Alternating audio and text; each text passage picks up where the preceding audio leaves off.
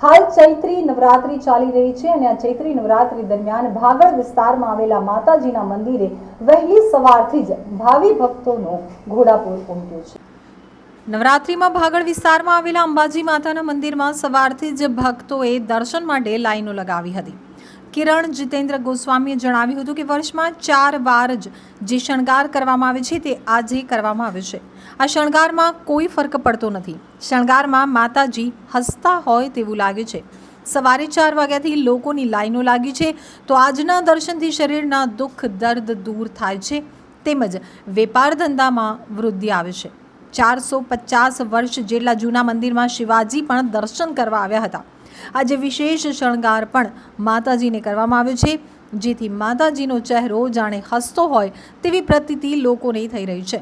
સવારથી લઈને બપોરે પણ મંદિર ખુલ્લું રહે છે। સાડી અને નંગનો શણગાર કરવામાં આવે છે। સાડીઓ પણ ભાવિકો દાનમાં આપે છે તો રોજે રોજ ઘટનું પણ પૂજન કરવામાં આવે છે।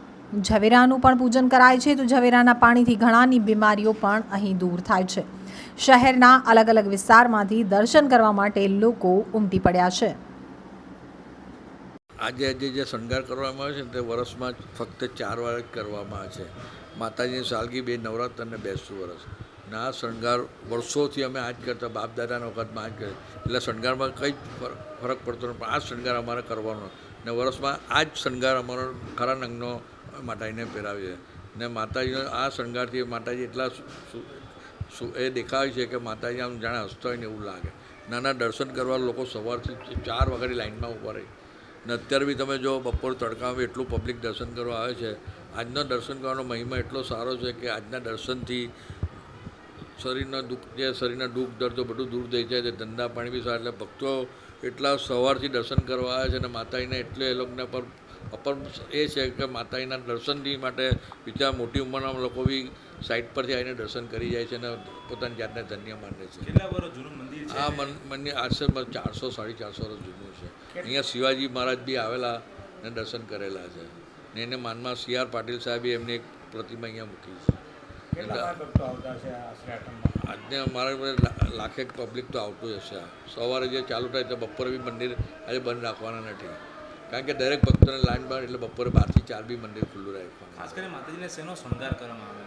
સાડીઓ ને નંગનો શણગાર ને આજુબાજુ જે વાડીઓ છે તે ભક્તો તરફથી વાડીઓનો મારા તરફથી વાડી કરવાની છે એટલે એ લોકો વાડીને પૈસા આપી દઈને એ લોકો મોકલી આપે છે ને સાડીઓ બી લોકો આપે છે ને માતાજી પ્રસાદી રૂપે બી સાડી આપે છે। જે વચ્ચે નવદુર્ગા છે એ 10 દિવસ એમનું સ્થાપન કરવામાં આવે, એની રોજે રોજ સવારે પૂજા કરવામાં આવે છે, આરતી કરવામાં આવે ને એના જે ઝવેરા છે તે પ્રસાદી રૂપે લોકો દશેરા પછી લઈ જાય।